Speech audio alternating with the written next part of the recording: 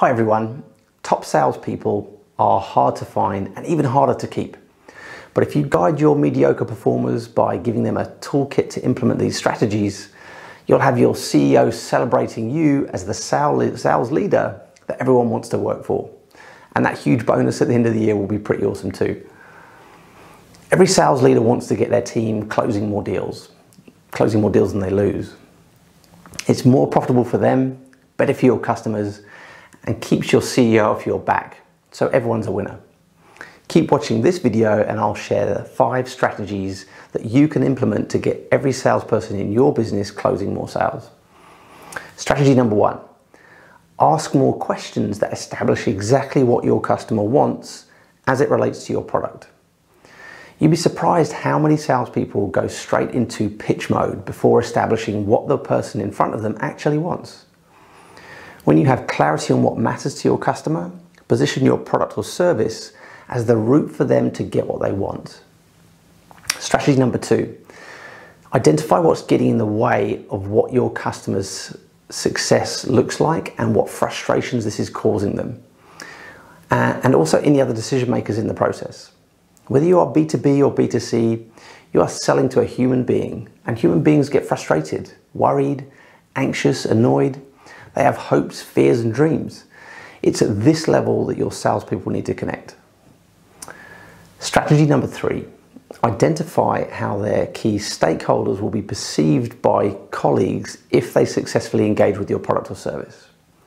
If your sales team can figure out where their main contacts sit in the organization and who they need to impress or avoid disappointing, it will help with positioning and differentiating your product or service.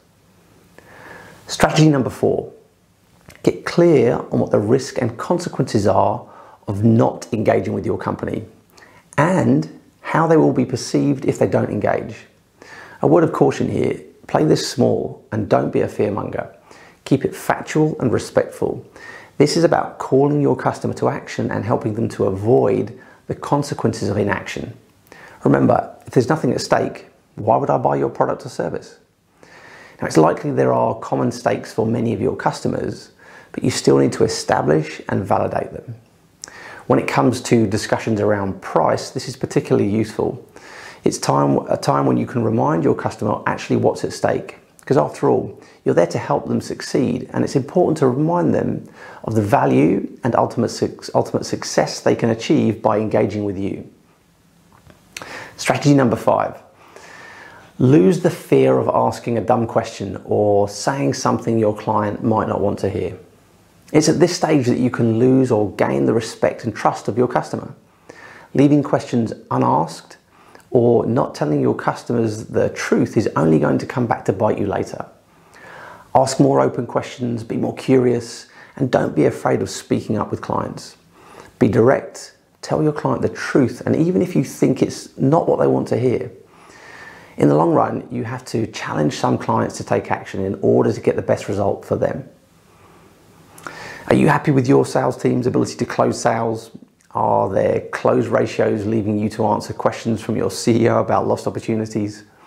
If you need help building sales capability, sales tools, sales scripts, or a sales enablement strategy, email me on matt@onezebra.com and I'll be happy to help.